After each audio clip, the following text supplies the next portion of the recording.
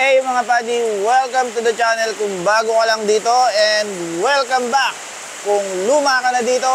And today, we have the most rarest Toyota na re-reviewin ko today. No, biro lang. Ito yung pinakamabentang Toyota sa Toyota lineup mga padi. Pagpasensyahan nyo na yung background, umuulan dahil ito yung panahon na may bagyo tayo. And hopefully madala rin natin ito sa Sampaguita, Burgring. I hope naririnig nyo ako dahil sobrang lakas ng ulan mga padi. And this is the Toyota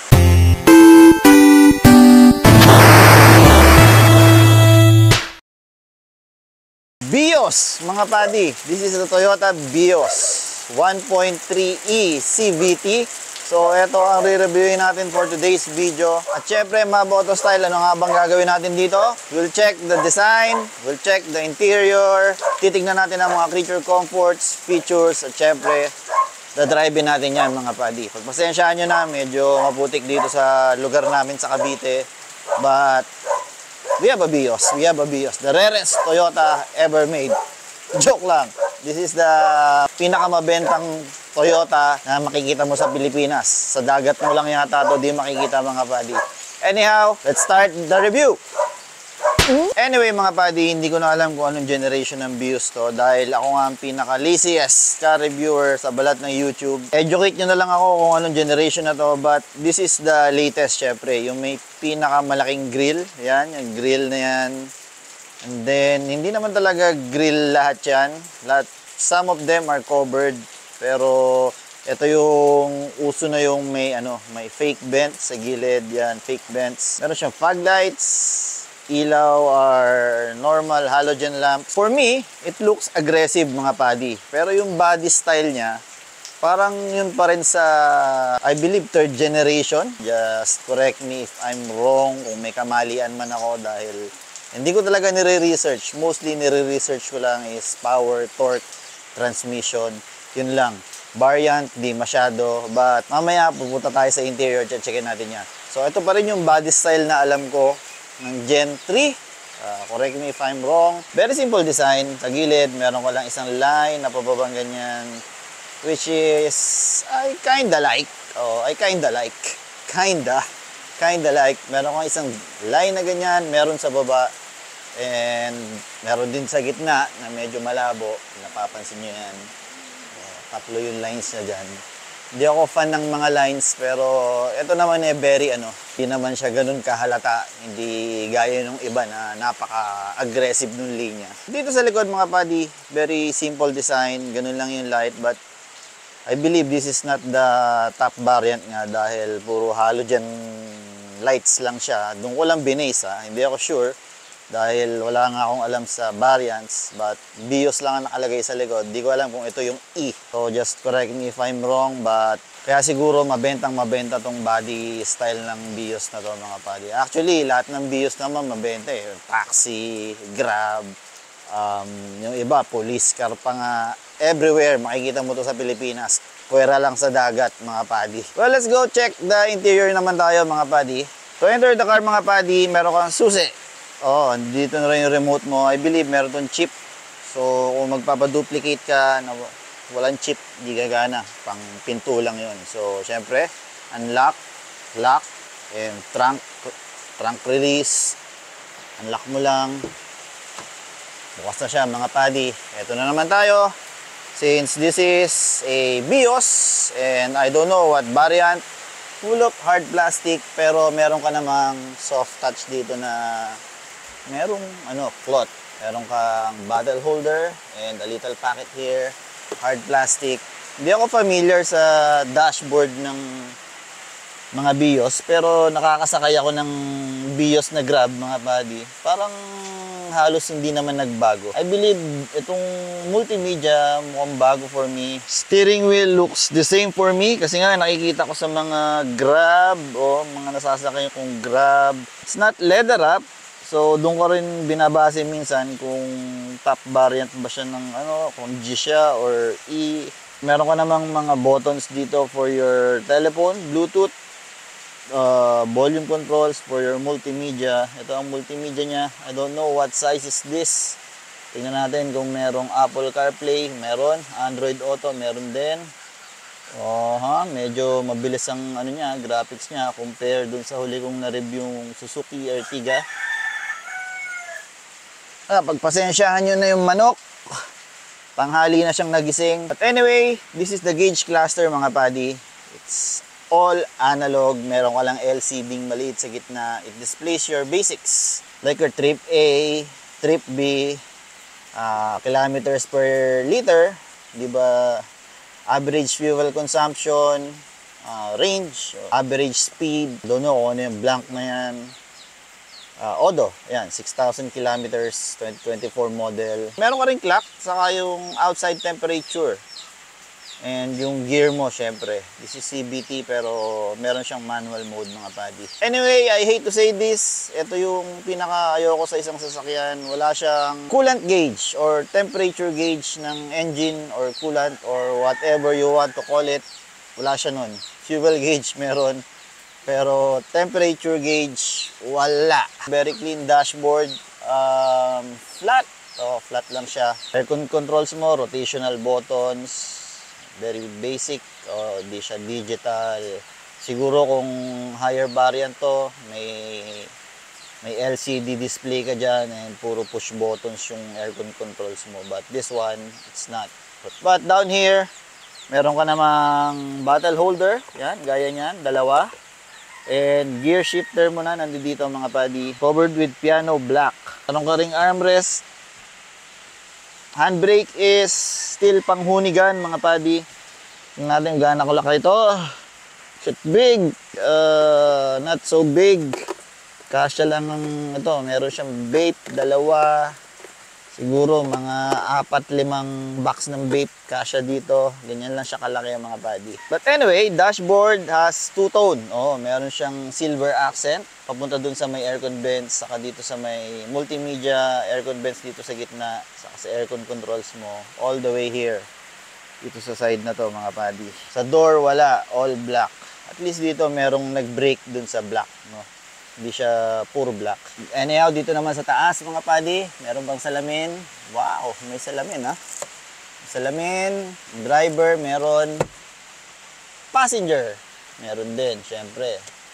Importante yan sa mga wifi. Anyhow, seat adjustment is marami. Meron kang pangbaba. Yan, meron kang pangbaba ng seats, which is good. Pinaka-importante, at least para sa akin, meron kang seat height adjustment para mas marami kang pwedeng gawin sa pwesto mo. Dahil ang steering wheel nito, adjustable naman.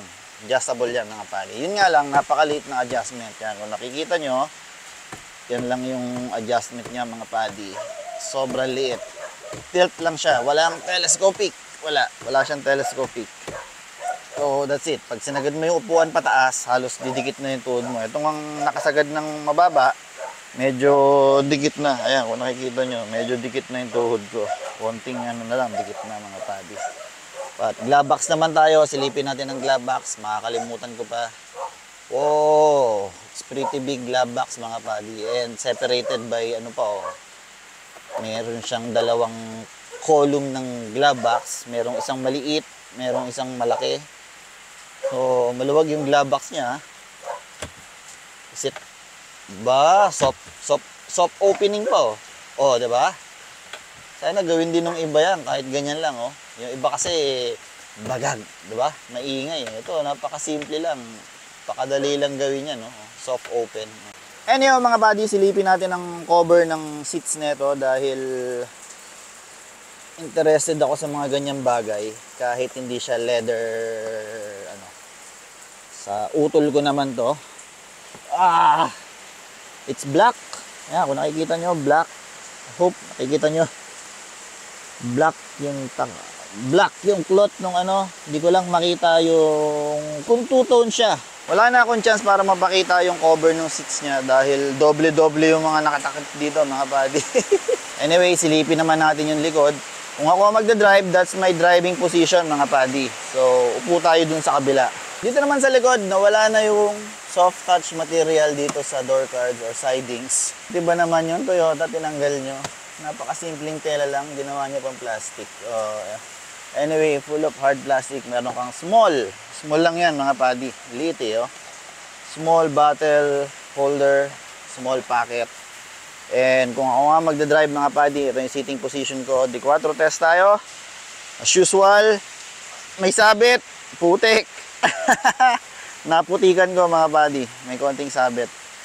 Dahil subcompact car naman to, ganun naman talaga. Medyo maliit. At kung nakasagad naman ang upuan mga buddy, ito na lang ang ano ko, ang clearance niya. Yan, parang 4 fingers na lang ng tuhod ko from dun sa back seats. The quattro test is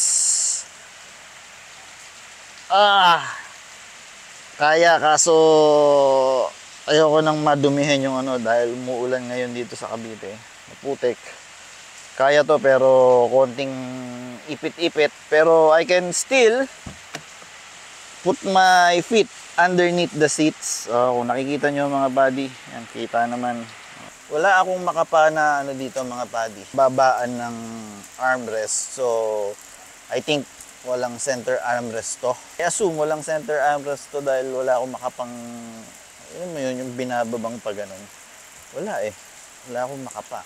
Meron ba tong baby seat tethering? So, I think wala ring baby seat tethering to mga buddy dahil unang-una sa lahat, wala akong makapa. Wala akong mahawakan dito na tether. And wala rin akong makitang sign. Either natakpan ng mga seat cover or wala talaga. I assume wala rin siyang baby seat tethering dito sa likod. Check naman natin yung trunk space, cargo space. To open the trunk mga buddy, lagi namang merong bukasan dyan sa may driver side. Pupul mo lang yung lever. In this case, meron sa susi niya, ayan, popper. Tingnan natin kung bubukas. Oh, di ba? Bumukas. So, yan siya. Hindi ako makaano masyado dahil papasok yung tubig. Umuulan! Woo! Nice review! Anyway mga buddy, sa paningin ko, maluwag to. Ang lalim eh, oh. But hindi ko alam kung gaano kalaki yan. Ilalagay ko na lang dyan kung gaano kalaki yan. Trunk space na yan. Silipin natin kung anong meron dito sa ilalim nito mga buddy. What's in here? Okay, spare tire. Full spare tire mga buddy. As in, mag wheels siya. Same ng stock. Diyan din yung mga ano mo, yung reflector, ayun. Hindi ko alam kung nasa ng jack nito, baka nandiyan din. Ang hirap kumilos dahil umuulan. But anyway, ito nakita ko may tools dito. Ewan ko kung ito talaga yung tools niya. Mukhang hindi. Ayun ang tools yan. Hindi ko alam kung tools ng ano to, pero nandito siya sa likod ng kotse ng utol ko. Yan lang ang meron sa trunk, pero mukha siya maluwag. Lalagay ko na lang kung gaano kaluwag yan mga buddy. Check naman natin yung engine. And dito na naman yung pang-open niya. May label siya. Madilim nga lang. I hope nakikita nyo. Kakagising lang nung mga manok na yan mga buddy. Nangangain ng tanga to. Nasa ng sungkitan. That's the 1.3 liter mga buddy. 1NRFE sa mga engine geeks. It produces 98 horsepower and 123 Newton meters of torque committed to a CVT. Merong 5-speed manual nito, but this one is CVT. I don't know the weight of this car. Hindi ako familiar, hindi ko na-research, but ipopost ko na lang dito kung gaano siya kabigat. So may idea kayo sa power to weight ratio ng kotse na to. But I have nothing to discuss. So ano pa bang naiwan natin? Syempre, let's go for a drive. Alright mga buddy, driving the 2024 Toyota Vios. Correction, XLE pala to, sabi ng owner, ng kapatid ko. Kapatid ko may-ari nito mga buddy. I-interviewin natin siya dahil ang dami yung side comments sa Wigo niya. Napanood mo ba yung Wigo nung umakit kami ni Renz? Oo. Anong masasabi mo dun sa drive namin? Tuwa naman ako dun sa mga padrip-drip na Oo, natuwa. At least nalaman yung kung hanggang saan ang Wigo. Oo. Ang dami kasing nagsa-side comments mga buddy. Puntahan nyo na lang yung comment section. Daming umaaway sa akin. Ganun talaga pag hindi nila kayang gawin yung mga bagay-bagay na. Ngayon naman, ito, testingin natin to. Total, nandito tayo sa malubak na, hindi to smooth na kalsada mga buddy. So far, medyo rambly siya. Rambly, pero hindi ka naman nilalamog. Oo, kasi iba yung nilalamog sa medyo rambly lang. Although medyo firm ang dump niya, nararamdaman ko hindi siya malaro na gano'n. Siguro pag may sakay. Steering is a little bit common to sa mga Toyota. Medyo dull ang steering, pero magaang. Hindi siya ganun ka-sharp. Parang yung steering din to ng Toyota Wigo. Hindi siya agile, pero lumiliko naman, syempre. Agile means konting galaw mo lang, may movement na. Ito kasi konting galaw mo, halos wala eh. Ayan o. Halos wala. Okay, humps test. May upo siya, pero hindi ganun kalambot. Correction again mga padi ha. Dito E, XLE pala to mga padi. Dahil hindi nga ako nagre-research sa mga variant ng mga at napakaraming variant nitong BIOS. But anyway, ito nga yung 1.3 to, di ba Charlie? Ito yung CVT na may fake gears. Ito, hindi na naman to smooth na kalsada. Medyo rambly. Ramdam mo yung vibration sa loob ng kotse. At lagi ko namang sinasabi, merong kotse talagang hindi mo ramdam na nagra-rumble sa loob. Bumili ka ng Bentley, bumili ka ng Mercedes-Benz, bumili ka ng any mamahalin, Rolls-Royce, yon. Pero dito, komportable naman yung rumble niya. Hindi gaya nung, ko-compare ko ulit. Kasi dun ko talaga naranasan yung ganong katigas sa suspension sa maliit na auto. Yung Suzuki Espresso. Pero malayo rin siya sa Honda Accord ko dahil yun mas malambot dito. Pero mas agile ang steering nun. Ito medyo late. Meaning, pag ginagalaw ko na yung steering, yung movement niya is kakaunti lang. At sinet ko nga yung upuan sa pinakamababa. Good thing, meron tong adjustment ng seat height. Kasi malapit na dumikit yung tuhod ko dito eh. Kaya binaba ko na rin. Saka lagi ko naman sinasabi, mas gusto kong nakasagad sa baba yung upuan. Di baling hindi ko masyadong tanaw yung harapan. Kasi mas nararamdaman ko yung ginagawa ng kotse mga padi pag nakababa yung auto. Low center of gravity. Yun ang ko doon. Yun ang purpose ko doon. Paka natin ng konti. Total, naka-brake in na. Ganda tumunog ng makina. Hindi nyo lang masyadong maririnig sigurado kasi umuulan mga padi. Ito na yata yung pinakamaulan na nag-test drive ako, nag-review. Ayun, naririnig nyo.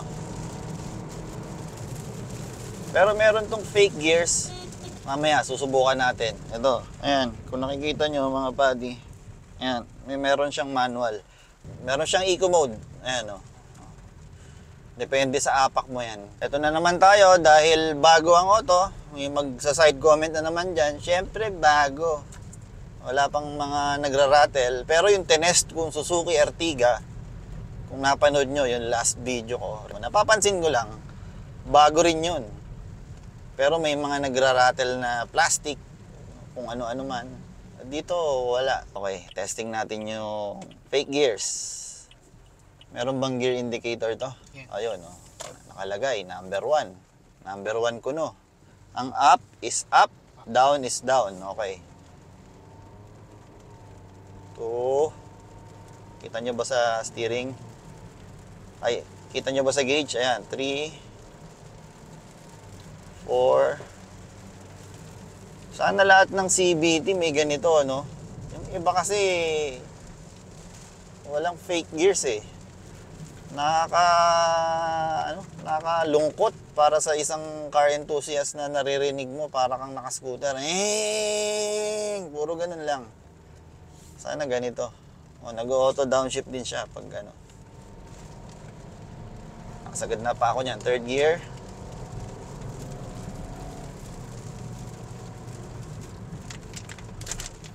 Wala ako sa torque band. Hindi ko naramdaman yung power. Pero baba natin, second gear. Subukan nating overtaken tong bus na to. Pakiramdaman natin yung power. Pero while waiting tayo sa overtake natin, visibility mga padi, hindi naman kalakihan tong A pillar or itong A na poste, unang poste niya. And mabuti na lang itong side mirrors is medyo nandito. So meron kang maliit na siwang dyan kung nakikita nyo mga padi. May siwang. So visibility is okay naman mga padi. At dahil binaba ko yung upuan, hindi ko masyadong tanaw yung harapan. Dahil ganun ako mag-drive. Sa likod, okay. Ito ang problema sa likod mga padi. Yung tatlong headrest doon. Kung nakikita nyo sa camera, yung tatlong headrest doon, medyo hinaarangan niya yung view sa likod. So, maliit na lang yung visibility mo sa likod. Kaya siguro maraming naglalagay ng, ano yun, yung camera na, ang rear view mo na is camera sa likod. But anyway, balik tayo sa ating overtaking. Test tayo ng power. Okay, first gear, VTEC. VTEC. Hindi, VVT pala. Oh. May fake gears, di ba? Hindi siya ganun ka lakas ang hila dahil syempre sa 1.3 nasa kotse. Pero yung VVT niya, yun, naririnig mo naman, nag-VVT talaga siya. Sapat na para patakbuhin tong kotse na to mga padi. Full tank to halos. So puno. So medyo may kabigatan. At yung sakay ko, mabigat din. Yung may-ari. Medyo malaki siya. Bunso namin to. Pero mas malaki siya sa akin mga padi. And VH na rin tayo habang umuulan. Woohoo! Dahil di na ako makakapag-test ng NVH mamaya. Quiet naman dito, although hindi ako nakakapag 100 km/h. Baba natin yung gear. 4,000, saka mo palang maririnig halos yung makina. Pero hindi naman siya annoyingly loud. Yun ang noise niya kung engine ang pag-uusapan. Kapaligiran, ang gulong, tahimik, naka Yokohama decibel to mga padi. Yokohama DV 18560 R15. Medyo may konting ugong. Ayan. At 80 kilometers, rinig ko yung ikot ng goma. Pero very minimal mga padi. Ito yung sinasabi kong medyo dalang steering. Medyo lang naman, hindi naman ganun kadal talaga na parang mga SUV pickup ganun. Vibration. Vibration kung engine ang pag-uusapan, 4-cylinder to. Smooth. I expect smooth. Smooth naman siya. Pero kung vibration sa floor, gaya nga ng sinabi ko, hindi ka naman naka-Bentley, Rolls-Royce, Mercedes-Benz, ano pa ba, Audi, kung ano mga brands na mamahalin. Ramdam ko yung floor medyo nagbabibrate. It's part of buying commoners buy cars. Isa nga ito sa pinaka-rare na Toyota, 'di ba? Joke lang. Sa dagat mo lang to di makikita mga padi. So test tayo ng nakapatay. Okay, power test ulit. Second gear. Parang 4.5 yung BBT niya.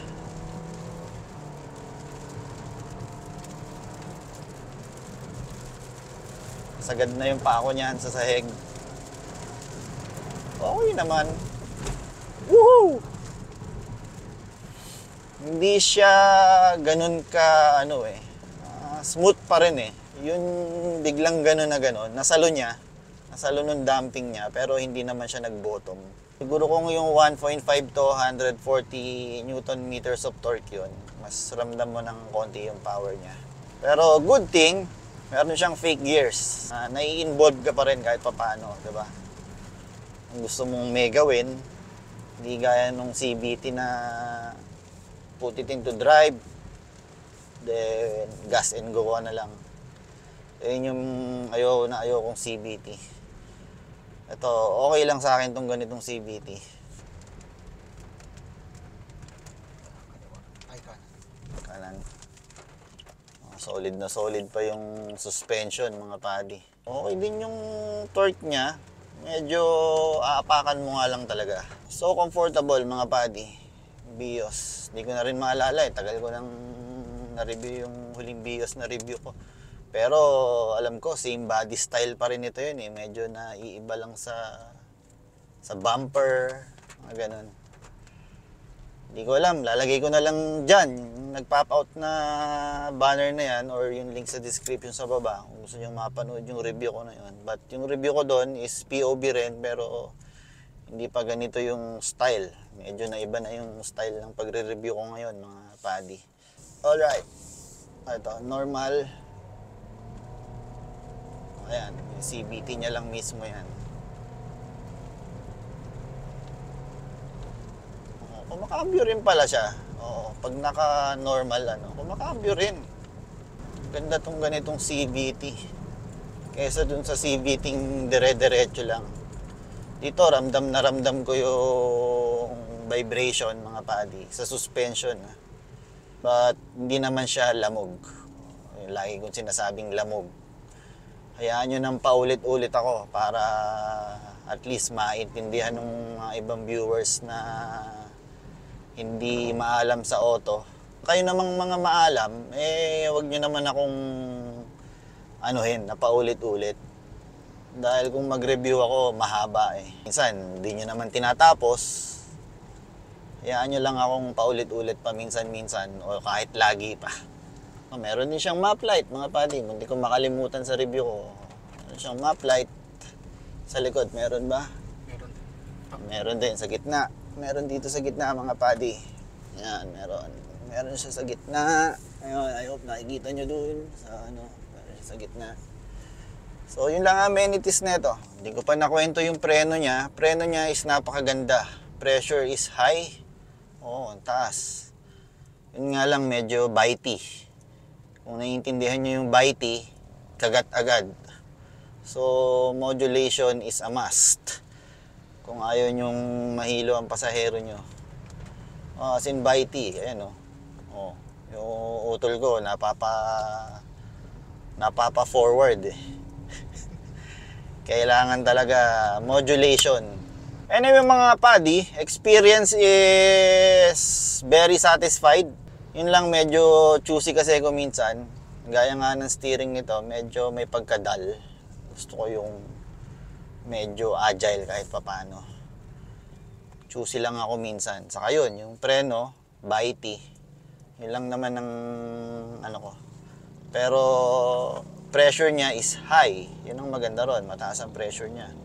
Kasi yung Toyota Race, malalim. Malalim ang preno. Ito, nasa taas. Maganda. Yun nga lang, bitey. But overall experience, okay naman, mga padi. Comfortable. Somehow, maluwag naman siya. Soft touch material dito kahit papano. Sa driver and passenger. Yun nga lang, tinipid yung likod. Pagdating sa likod, wala nang soft touch dun sa armrest. Pwede na. Pero nasa dulo talaga. You really need to wind it up. Kung ako papipiliin kung pang daily, dun ako sa mga 3 cylinders, mga body. Ang ganda ng torque nun eh. Saka mga akyatan.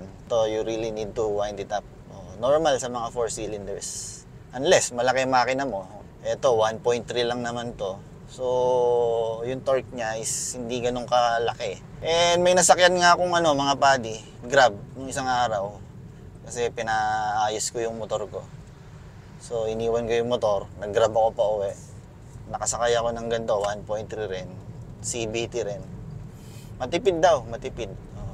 Mukhang hindi ko na ma-check ang fuel economy nito eh. Kasi this is just a very quick review. Pero syempre, hindi makakatakas yung ating power test saka handling test, mga padi. Anyway, yan ang mga creature comforts, features at driving experience ko sa 2024 Toyota Vios XLE mga padi. XLE pwede na. Meron kang Apple CarPlay, Android Auto, may reverse camera ka. CVT with fake gears. Approve sa akin yan mga padi, yung fake gears na CVT. Pero lang dun sa walang fake gears, ayoko nung ganun dahil ingay, isa lang ang gear, para ka naka-scooter. At least ito kumakambyo kahit pa paano, di ba mga padi? Anyway, kung nakaabot kayo sa part ng video na to mga padi, pakidut-dut yung subscribe button na yan mga padi para lagi kayong updated sa videos ni Mab Auto. At kung nag-enjoy kayo sa review na to mga padi, pakidut-dut nyo na rin yung like button para gumana yung tinatawag na YouTube algorithm. Alam nyo ba yung YouTube algorithm? Pag gumana yan mga padi, maraming makakanood ng video, diba? Papasa ni YouTube yan. Kunya, maghahanap ng Vios review. 2024 Toyota Vios car review. Papasa ni YouTube yan. Tapos syempre, papanood nila yung video ko. Ang mangyayari, kikita ako. Ngayon, kikita ako kahit papano, mas makaka-rent ako ng kotseng nire-request nyo na pinaghahanap ko pa kung saan ko hahanapin. Nissan Kicks. Meron bang for rent na ganun? Hindi ko alam. Hindi ko alam saan ako maghahanap ng ganun. Ano pa ba yung mga pinapahanap nyo? Meron pa, Isuzu, ano yung mahaba ng Isuzu? Basta meron nagpapa-review, Isuzu. Geely Cool Ray yan, madaling hanapin yan. Meron na akong prospect na Geely Cool Ray mga padi. May marireview na ako yan. Saka Toyota Rush na GR. Meron na akong marerentahan yan. Pero yung Nissan Kicks, hindi ko alam kung saan ko hahanapin yung Nissan Kicks mga padi. Anyway, thank you for watching and I'll see you on the next video mga padi.